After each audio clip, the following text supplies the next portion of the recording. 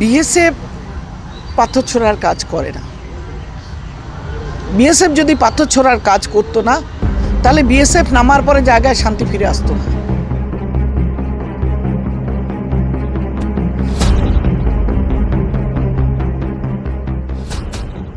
BSF যদি পাথর ছোড়ার কাজ করত, তাহলে বিএসএফ নামার পর জায়গায় শান্তি ফিরত না।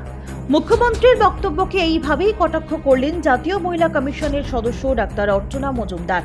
বুধবার কলকাতার নেতাজি ইন্ডোর স্টেডিয়াম থেকে রাজ্যের মুখ্যমন্ত্রী মমতা বন্দ্যোপাধ্যায় বিএসএফকে আক্রমণ করেন।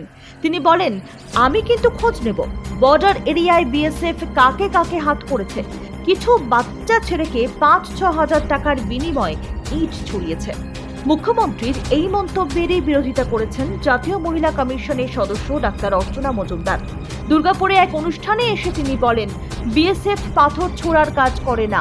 বিএসএফ যদি পাথর ছোড়ার কাজ করত, তাহলে বিএসএফ নামার পর জায়গায় শান্তি ফিরত না। আমরা যে পাথরবাজি দেখতে অভ্যস্ত পশ্চিমবঙ্গে, সেটা রামনবমী শোভাযাত্রা হোক বা ধর্মীয় কোনো শোভাযাত্রায়, গ্রামের দিকে বিশেষ করে, সেইখানে যতক্ষণ না পর্যন্ত কেন্দ্রীয় বাহিনী না নামছে, ততক্ষণ পর্যন্ত শান্তি ফিরছে না। দুর্গাপুরের সিটি সেন্টারে সৃজনী প্রেক্ষাগৃহে জাতীয় মহিলা কমিশনের মহিলা জন সুনবাই কর্মসূচির আয়োজন হয়। আর সেই কর্মসূচি থেকেই অভিযোগকারী মহিলাদের কথা শুনলেন জাতীয় মহিলা কমিশনের সদস্য ডাক্তার অর্চনা মজুমদার। তদন্তের অগ্রগতি জানলেন পুলিশ আধিকারিকদের কাছ থেকে।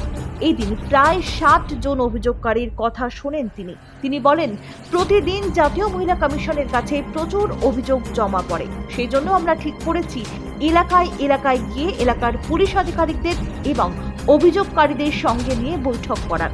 আর সেই বৈঠক থেকেই অভিযোগের সমাধান করা হচ্ছে। দেখা যাচ্ছে শাসক দল কারোর বাড়ির দখল করে নিয়েছে, বাড়ির সদস্যদের জায়গা হয়েছে রাস্তায়।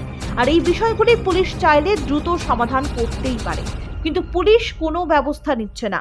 সেই অভিযোগের দীর্ঘদিন ধরে সমাধান না হওয়ায় আমাদের এলাকায় এলাকায় পৌঁছে যেতে হচ্ছে। এদিন ৬২ জন অভিযোগকারীকে ডেকে তাদের সমস্যার কথা শোনেন তিনি।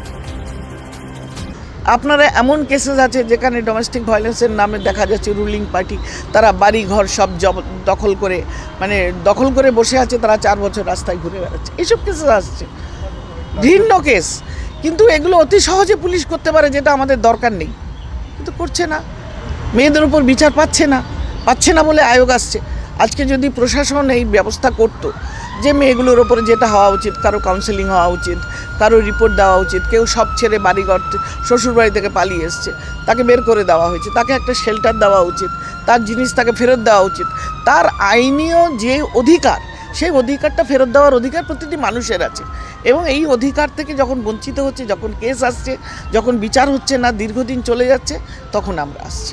এবং আমরা দেখো, সম্মানীয় মহিলা রাষ্ট্রের মুখ্যমন্ত্রী, স্বরাষ্ট্রমন্ত্রী, তার সম্বন্ধে একটা কথা তো আমি কমেন্ট করতে পারি না, আমি নিজেও একটা সাংবিধানিক দায়িত্বে আছি। কিন্তু এইটুকু বুঝি, বিএসএফ পাথর ছোড়ার কাজ করে না। বিএসএফ যদি পাথর ছোড়ার কাজ করতো না, তাহলে বিএসএফ নামার পরে জায়গায় শান্তি ফিরে আসতো না।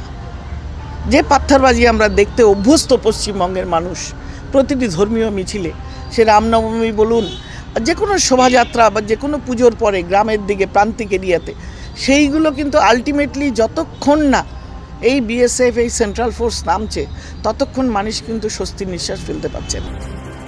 Bureau report, news hunt.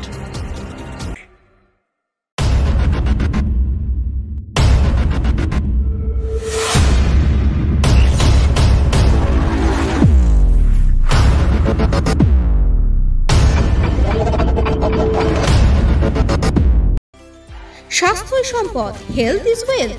আপনার স্বাস্থ্যের সমস্ত রকম দায়িত্বভার গ্রহণ করতে শহর দুর্গাপুরে হাজির assure wellness clinic and diagnostic centre, যেখানে থাকছেন বিশেষজ্ঞ চিকিৎসকেরা।